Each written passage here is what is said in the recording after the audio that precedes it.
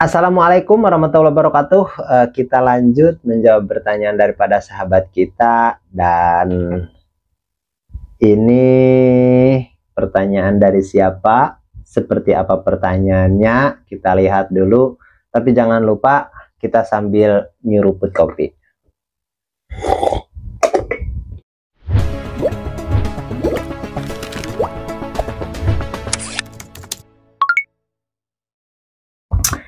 Oke, ini pertanyaan daripada yaitu Ipan Rodox.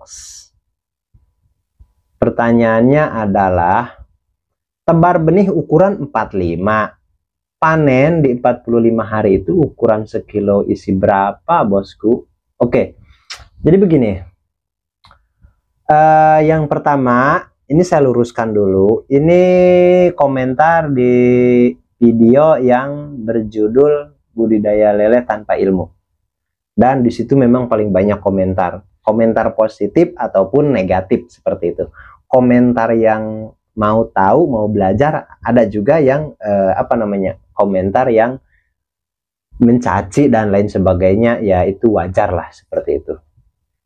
Oke, di sini tebar ukuran benih 45, kebetulan saya luruskan, ini pertama, ini kolamnya kolam tanah. Oke, kolam tanah, bukan kolam terpal, bukan kolam beton. Itu yang pertama. Terus yang kedua, ini panen parsial. Jadi ada 3 kali panen. Bahkan kalau yang terakhir itu diangkat habis. Meskipun masih banyak yang kecil, tetap diangkat habis. Kalau yang terakhir itu bagian tengkulak yang membesarkan. Atau biasanya kalau binaan saya, misalkan yang kuntet seperti itu bagian saya yang membesarkan, seperti itu. Itu terus lagi, kalau ukurannya berapa, rata-rata itu kisaran 10 ekor per kilo.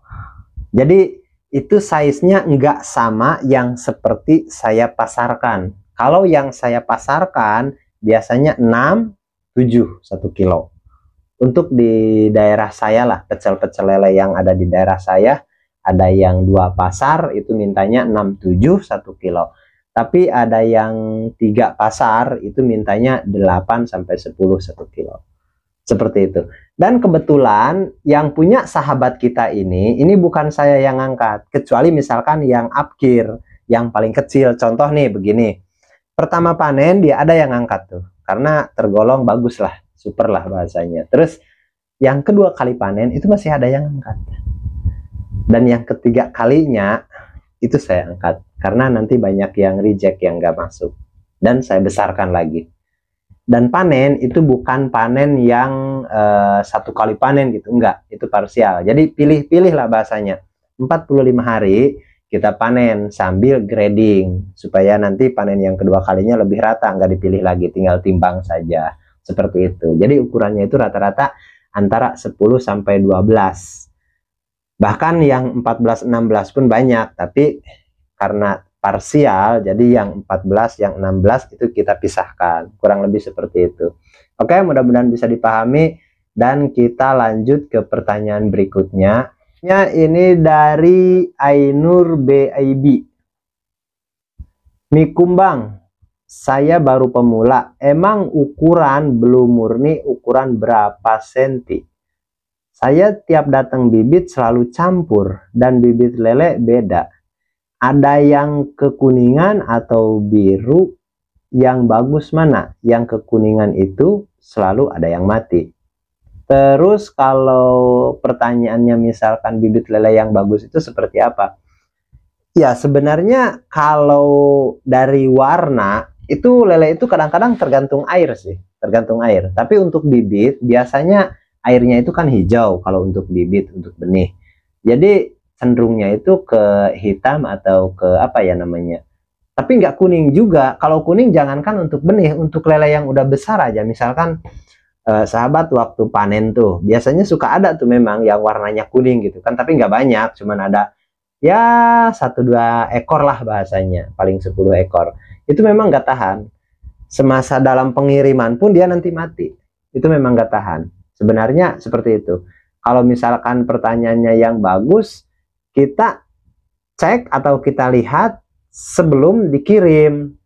memang bagusnya itu kalau kita mau beli benih kita langsung cek ke penjualnya lah sebelum di grading, seperti itu. Bagusnya sih seperti itu. Tapi kalaupun kita sudah saling percaya ya, ataupun bukan baru yang pertama kali gitu kan, ya itu sih nggak apa-apa, kita saling percaya aja, saling amanah aja.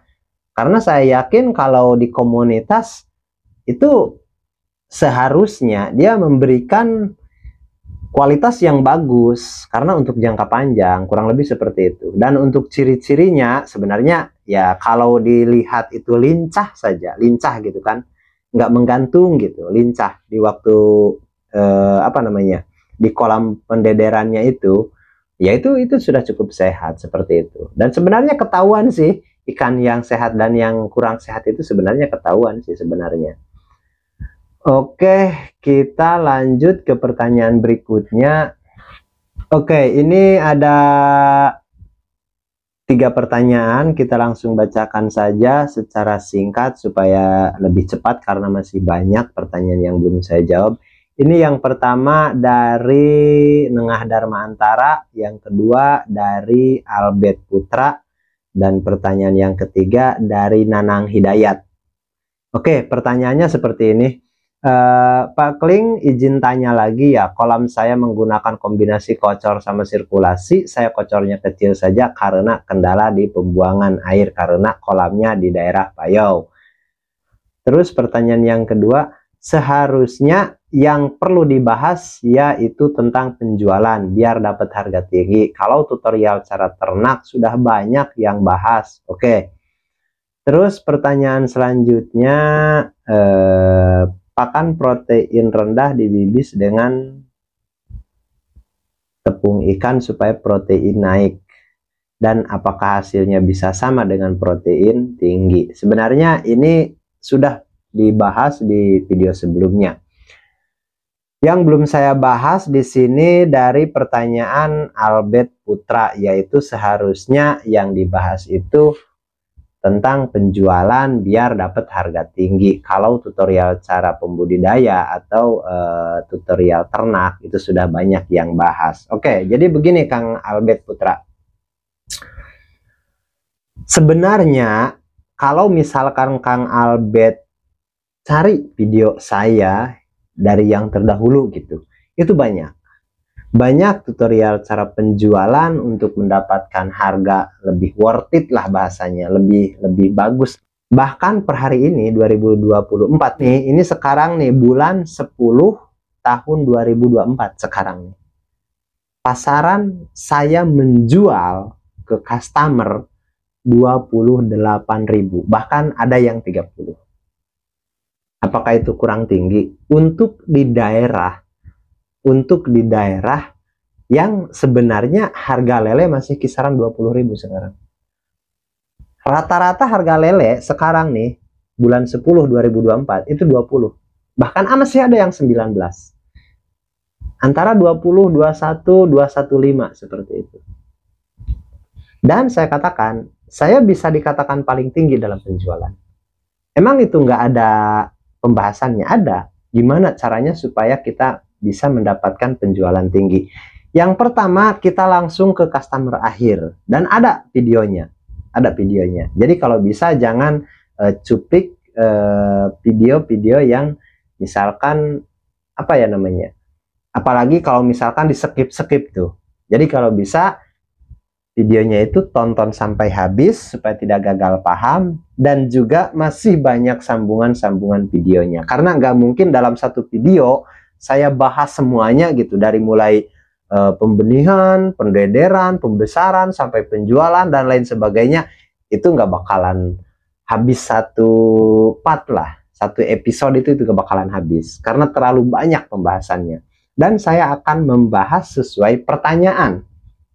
Oke, saya akan membahas sesuai pertanyaan. Maknanya kalau ada yang menanyakan hal itu, berarti dia membutuhkan informasi tentang itu. Seperti itu. Jadi sebenarnya semuanya saya sudah bahas. Di video-video sebelumnya saya sudah bahas. Hanya saja banyak yang belum melihatnya atau belum menemukannya video saya yang sebelumnya. Jadi saran saya bagusnya sih ya dicari video-video saya yang sebelumnya, dan silahkan tulis di komentar kalaupun misalkan ada hal yang kurang jelas, kurang detail seperti itu. Dan kalau untuk penjualan, harga tertinggi itu langsung ke konsumen paling akhir. Contoh ke warteg ataupun ke padang-padang, nasi padang, warteg padang, ataupun warteg lokal, ataupun warung nasi pada umumnya lah. Ataupun ke pecel lele yang lebih familiar, ke pecel lele seperti itu. Ataupun ke pengeteng-pengeteng, pengecer. Dan itu harganya akan lebih tinggi daripada dijual ke tengkulak. Kalau harga tinggi. Terus mau lebih tinggi lagi, masih ada cara lagi. Dan banyak lagi, dibikin olahan dan lain sebagainya. Bahkan di beberapa daerah, khususnya daerah Jawa, itu lebih maju. Jadi dibikin olahan dan dijual dengan kemasan siap saji, sudah membentuk olahan lah. Itu justru lebih mahal. Bahkan 1 kilonya itu bisa menjadi Rp50.000. Seperti itu. Jadi banyak cara sih. Tapi kan yang saya bilang di awal tadi, saya menjawab sesuai pertanyaan. Kurang lebih seperti itu. Oke, mudah-mudahan bisa dipahami untuk Kang Albert. Untuk yang lain juga yang mewakili pertanyaan seperti itu, kita bisa lanjut ke pertanyaan berikutnya, yaitu dari Dim. Saya tebar ukuran 34. Ukuran kolamnya 3x5. Bibit 5.000 ekor dan yang mati sudah 1.000. 3x5.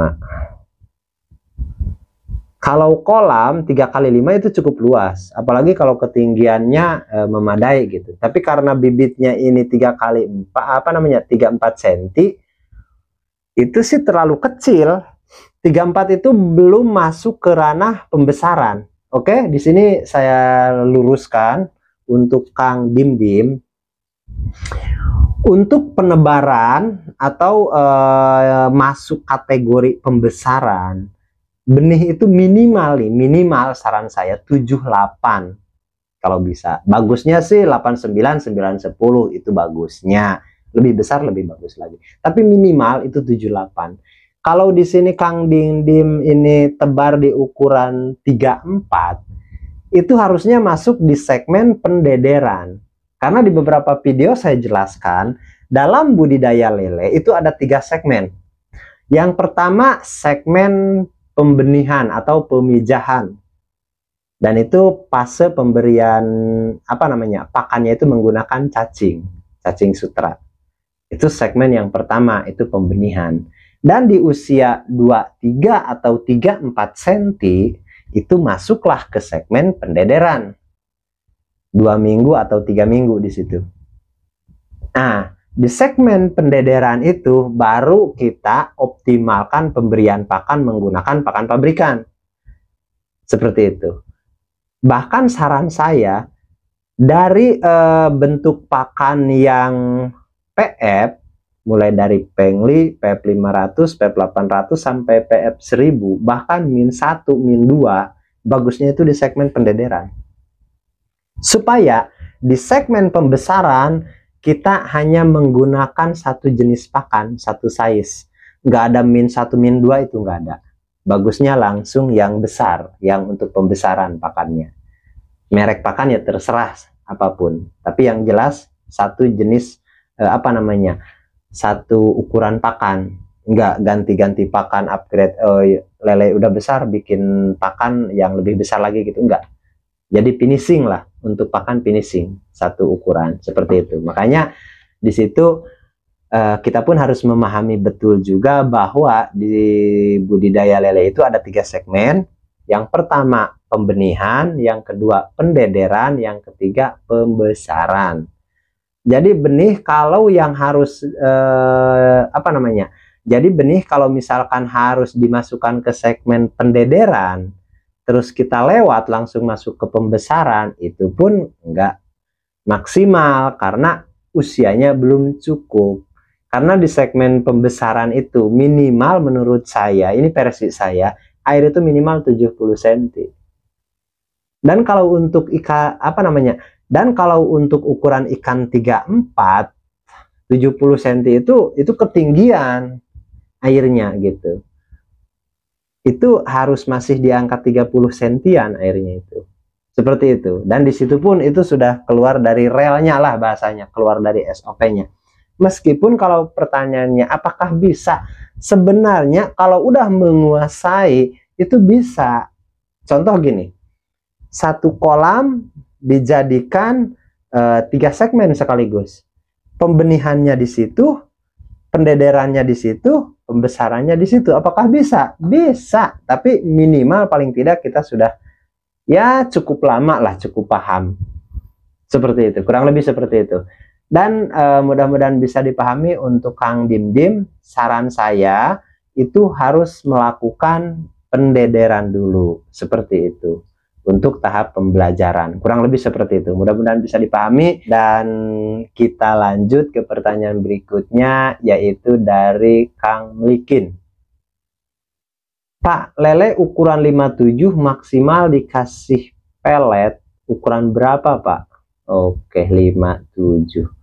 Itu sedangnya itu min 2. Ukuran peletnya itu min 2. Tapi ini pun sebenarnya kalau untuk di segmen pembesaran ini belum masuk, tapi mungkin ini di segmen pendederan, mungkin masih di dalam pendederan seperti itu. Itu min 2, itu sedang seperti itu.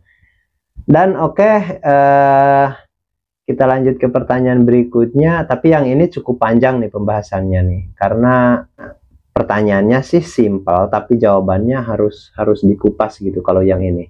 Oke, yang ini kita lanjut di video terpisah untuk menjawab pertanyaan yang ini. Saya rasa cukup sampai di sini dulu.